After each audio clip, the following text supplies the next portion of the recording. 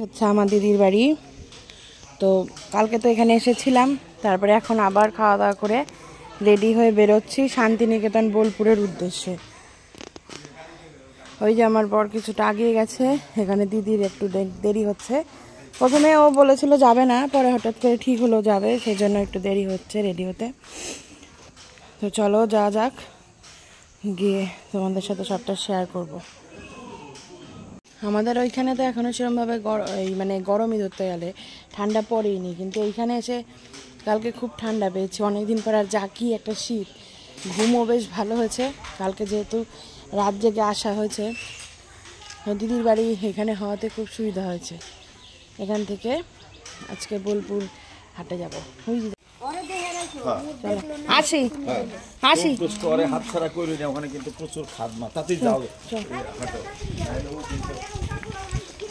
শীতের সবজি যাচ্ছে এখান দিয়ে, গ্রামের সেই টাটকা সবজি।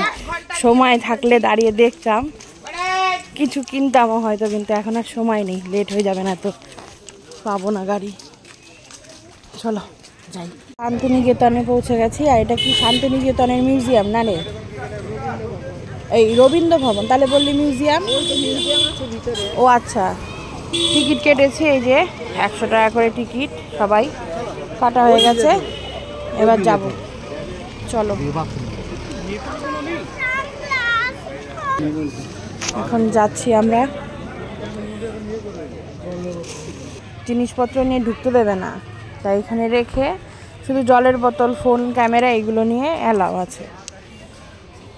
এগুলো ওখানে জমা রেখে তারপর আমরা যাব।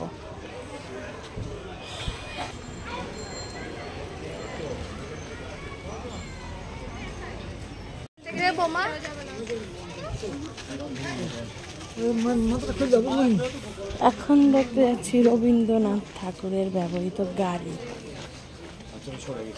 এই যে সব জায়গায় তো ক্যামেরা অ্যালাউ না, তাই যেটুকু জায়গা ক্যামেরা করতে পারছি করে দেখাচ্ছি।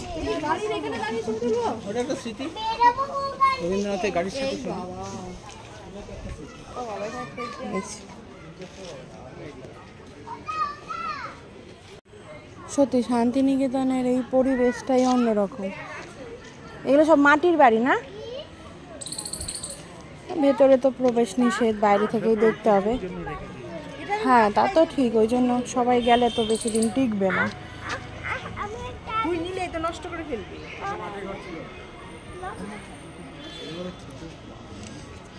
এটা কি গাছ? নাম হলে এখানে এই গাছের গায়ে।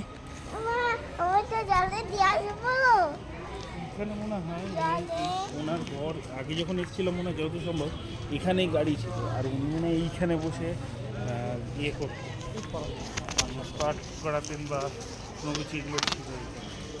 এই জায়গাটা বসার জায়গায়, ওইদিকে আর যাওয়ার জায়গা নেই, এই জায়গায়